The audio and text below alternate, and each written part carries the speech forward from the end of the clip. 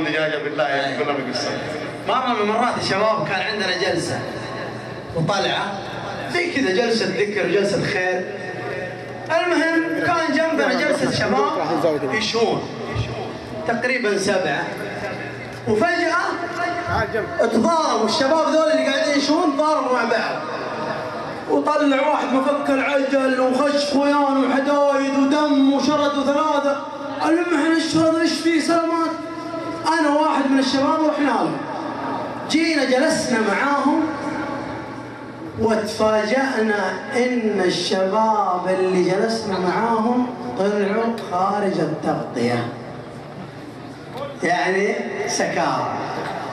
والسكارى اعوذ بالله انتبه لا تجلس معاهم، والله اول الليل تدور الكؤوس واخر الليل تدور البقوس. اول الليل حب خشوم واخر الليل دق خشوم، معروف.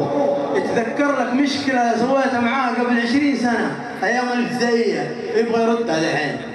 المهم ذول الشباب ضارب، وحنا يوم تفاجأنا جلسنا معاهم اطالع في الدجاجه اللي يشونها محروقه حرق يا شيخ، صايره صغيره سودة فحم وبرضه يشون فيها.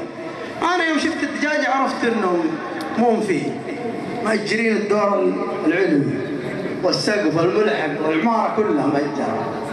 المهم والله طالع معاهم قوارير، يا الله الحين جلسنا معاهم ما يمدينا نسحب. واحد معاهم فك العجل كذا يدقه في الارض، يعني ايش تبغى انت؟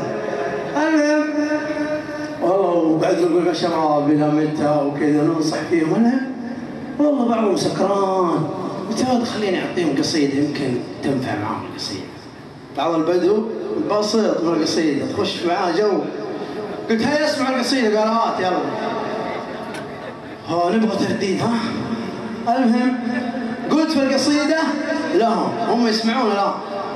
قلت يا العبد لو تملك ملايين في البنك ما تنفعك ما دمت لله عاصي. تدري وش اللي يجلب الضيق والضنك؟ ان كان ما تدري تراها المعاصي، وان كان داري خلها يا فتى عنك من قبل يوم تشيب فيها النواصي. واعرف ترى بلاك وعلتك كلها منك، مارس على المعبود منها الخلاصي.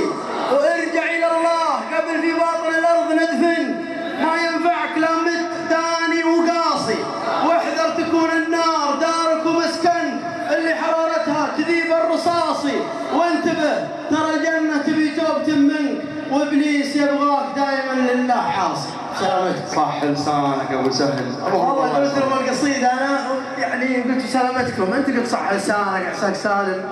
تعرف السكران ايش قال؟ السكران انبسط من القصيده، قال الله يلعن جدك يا شيخ وشعرت جسمي.